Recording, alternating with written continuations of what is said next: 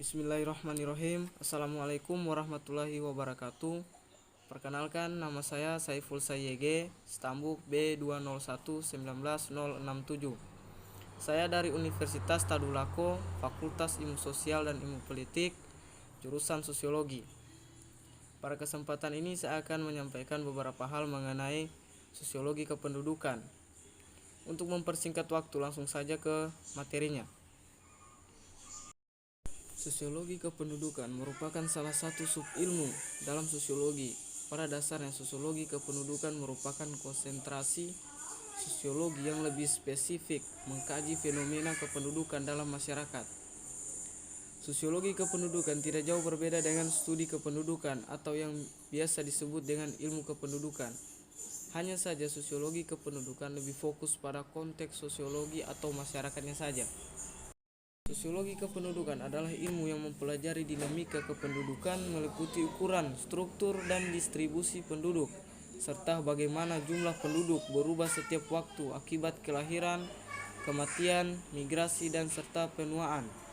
Sedangkan menurut Ananta 1993, sosiologi kependudukan adalah studi kependudukan yang mempelajari variabel-variabel demografi, juga memperhatikan hubungan asosiasi antara penduduk dengan berbagai variabel sosial, ekonomi, politik, biologis, genetika, lingkungan, dan lainnya sebagiannya.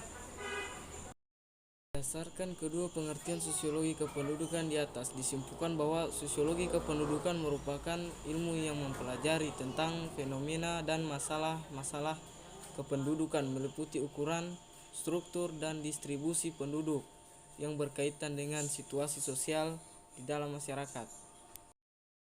Kemudian yang selanjutnya, ruang lingkup.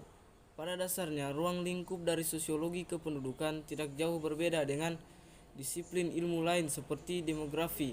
Ruang lingkup sosiologi kependudukan meliputi ruang lingkup kualitatif dan kuantitatif. Pada ruang lingkup kuantitatif, berupa kajian teoritis yang berujung pada studi atau ilmu kependudukan.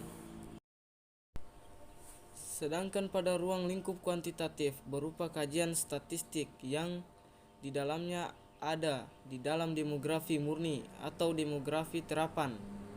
Ilmu demografi dan studi kependudukan sama-sama menganalisis variabel seputar jumlah, distribusi, dan komposisi penduduk. Data tersebut akan diaplikasikan dengan fenomena kependudukan dalam perspektif sosiologi. 1. Arti demografi. Kata demografi berasal dari bahasa Yunani yang berarti demos adalah rakyat atau penduduk dan graphein adalah menulis. Jadi demografi adalah tulisan-tulisan atau karangan-karangan mengenai rakyat atau penduduk. Kemudian pertanyaannya, apa yang dipelajari demografi? Menurut Donald J. Bogue, demografi adalah ilmu yang mempelajari secara statistik dan matematik tentang besar, komposisi dan distribusi penduduk dan perubahan-perubahannya sepanjang masa melalui bekerjanya 5 komponen demografi, yaitu kelahiran atau fertilitas, kematian atau moralitas, perkawinan, migrasi, dan mobilitas sosial.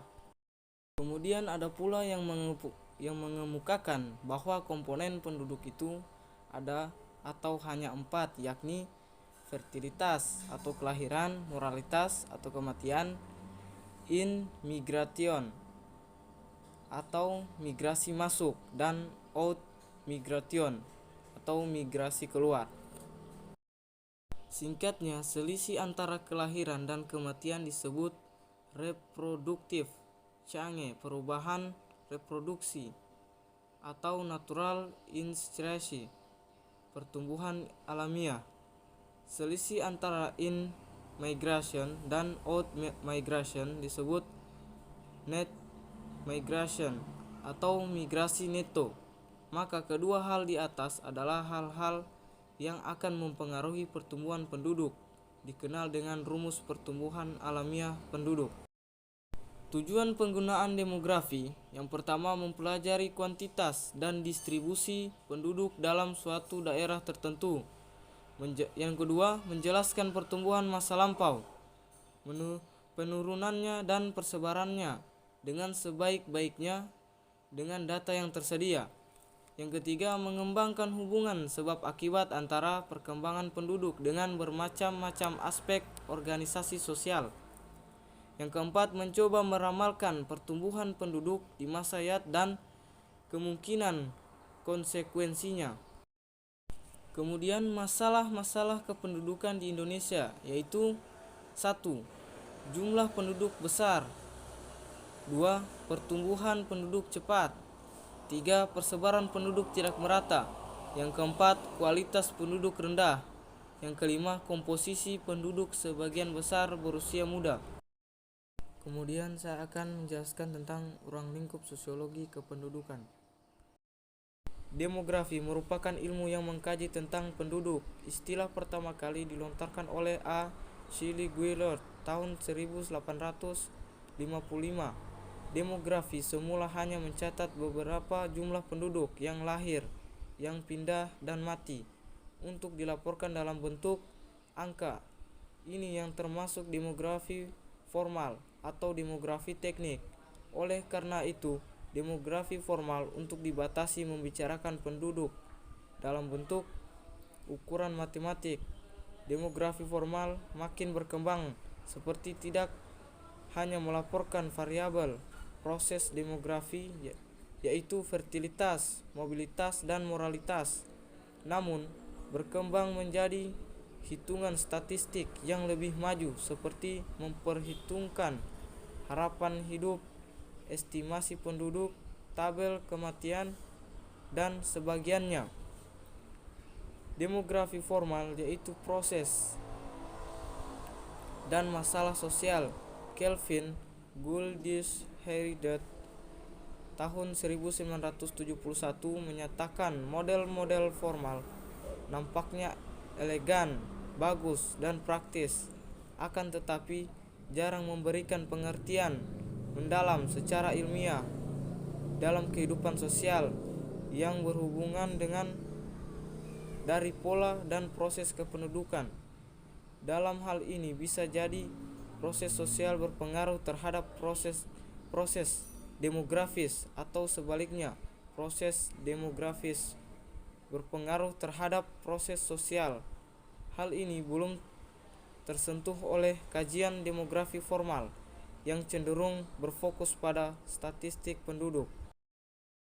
Kemudian konsep dasar sosiologi kependudukan. Beberapa istilah yang banyak dimiliki kesamaan maknanya selain sosiologi kependudukan adalah sosiologi demografi atau sociology of demography, demografi sosial, sosial demografi, sosiologi kependudukan, sociology of population. Semua itu terdapat kesamaan mengkaji proses demografi dari dimensi sosial yang bertujuan untuk menemukan hubungan antara variabel sosial dengan variabel demografi atau mengembang konsekuensi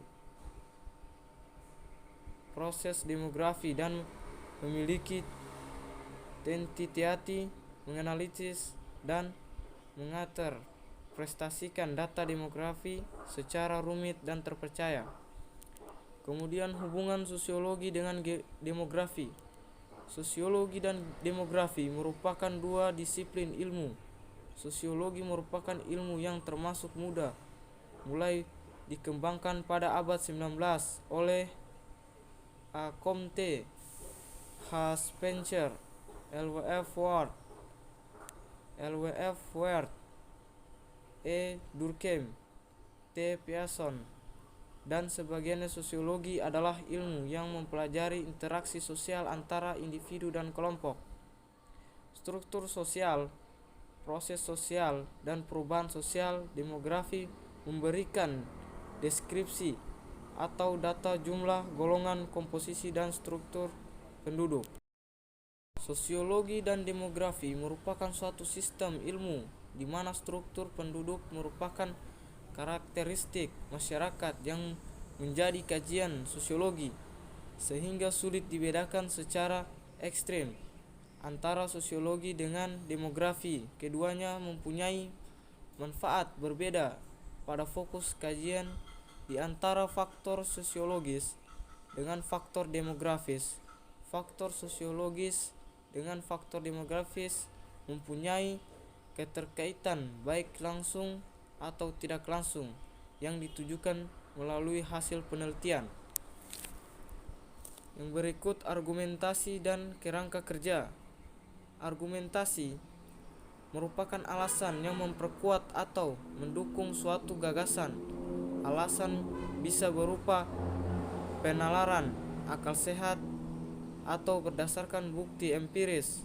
Suatu gagasan tidak cukup berhenti pada pemikiran, melainkan secara konsisten berimplikasi pada sistem dan tindakan. Oleh karena itu, sikap dan tindakan terarah pada konsep yang Kelvin Goldscheider tahun 1985 mengajukan beberapa argumentasi yang digunakan dalam analisis sosiologis tentang masalah kependudukan. Permasalahan utama yang perlu didiskusikan. Yang pertama, permasalahan utama yang perlu didiskusikan untuk pendalaman ruang lingkup sosiologi kependudukan. Yang kedua, diskusikan tentang peranan sosiologi kependudukan dalam pembangunan. Yang ketiga, kemukakan kelemahan demografi, teknik dan demografi sosial. Bedakan antara variabel sosial dengan variabel demografis. Yang keempat, buatlah bentuk diagram hubungan variabel sosial dengan variabel demografis yang lebih rumit berdasarkan fenomenologis dalam masyarakat.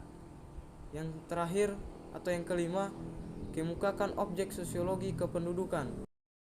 Mungkin itu saja yang bisa dapat saya sampaikan. Lebih dan kurangnya saya mohon maaf.